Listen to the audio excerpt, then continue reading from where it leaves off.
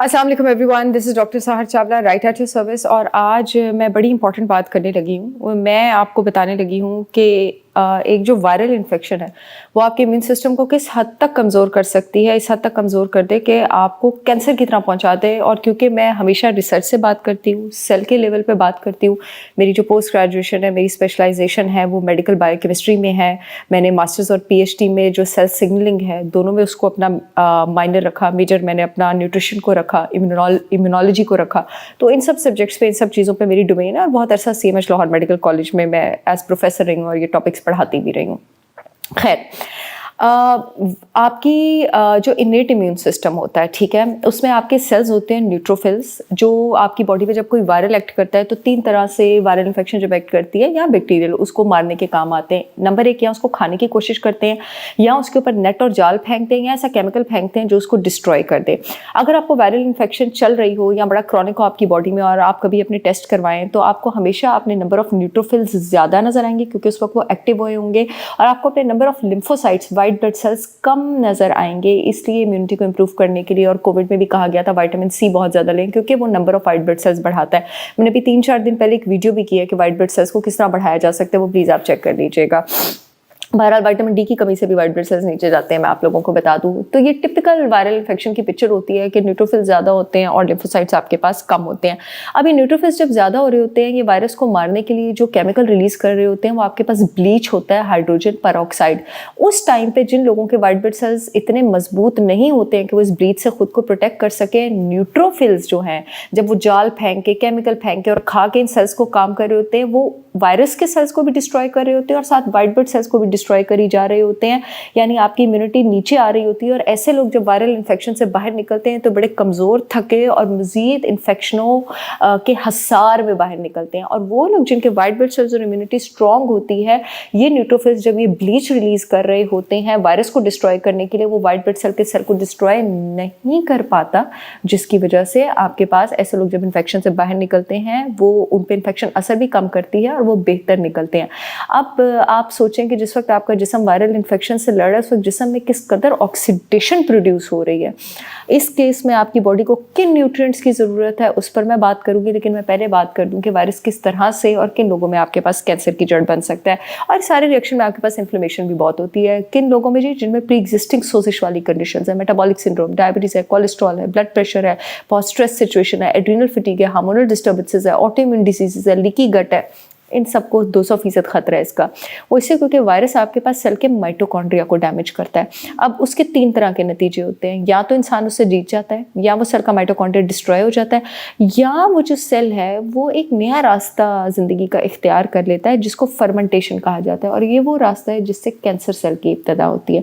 Fermentation का मतलब है कि ये सेल कहता है ठीक है वायरस, तुमने मेरा माइटोकॉन्ड्रिया डिस्ट्रॉय कर लिया, ये लो, माइटोकॉन्ड्रिया ने ऑक्सीजन से मुझे जिंदा रखना था, मुझे ऑक्सीजन चाहिए ही नहीं, मैंने एक और रास्ता इख्तियार किया ज़िंदगी गुजारने का, और वो है फर्मेंटेशन, जिसमें मैं ग्लूकोज को यूज़ करूंगा as a source of energy और मैं अनस्टॉपेबल हो जाऊंगा, मैं अमर हो जाऊंगा, मैं कभी भी नहीं मरूंगा और मैं कैंसर सेल बन जाऊंगा।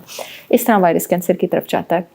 लाइफस्टाइल चेंजेस में जो चीज़ें इसको रोक सकती हैं, सबसे पहले फास्टिंग है, गुड अमाउंट ऑफ एक्सरसाइज है, हफ्ते में 3 बार आप अपनी नींद पूरी करें। नींद आपका बहुत कीमती ख़जाना है। अपने गट के माइक्रोबायोटा का ख्याल रखें, स्टमक के एसिड का ख्याल रखें।